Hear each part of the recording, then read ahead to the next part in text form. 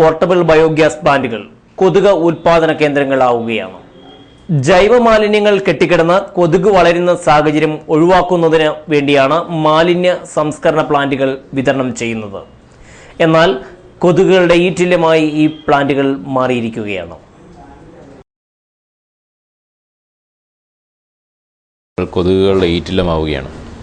മാലിന്യങ്ങൾ കെട്ടിക്കിടന്ന് കൊതുക് വളരുന്നതും കൊതുകുജന്യ രോഗങ്ങൾ പടരുന്നതും തടയുന്നതിനാണ് സബ്സിഡിയോടെ ബയോഗ്യാസ് പ്ലാന്റുകൾ വിതരണം ചെയ്യുന്നത്. എന്നാൽ ഈ പ്ലാന്റുകളെല്ലാം കൊതുകുകളുടെ പ്രചരണ കേന്ദ്രങ്ങളാവുകയാണ്. പ്ലാന്റിലെ വാട്ടർ ബെൽറ്റിലും ഉൾഭാഗത്തും കൊതുക് ലാർവകൾ വളരുന്നു. എല്ലാത്തരം പ്ലാന്റുകളിലും ഇത്തരത്തിൽ ലാർവകൾ വളരുന്നുണ്ട്. ഇവയെ നിയന്ത്രിക്കാനുള്ള ഫലപ്രദമായ മാർഗങ്ങൾ ഇതുവരെ നിർദ്ദേശിക്കപ്പെട്ടിട്ടില്ല. മാലിന്യ സംസ്കരണത്തോടൊപ്പം പാചകവാതകവും ബയോഗ്യാസ് പ്ലാന്റുകളുടെ പ്രധാന ലക്ഷ്യമാണ്.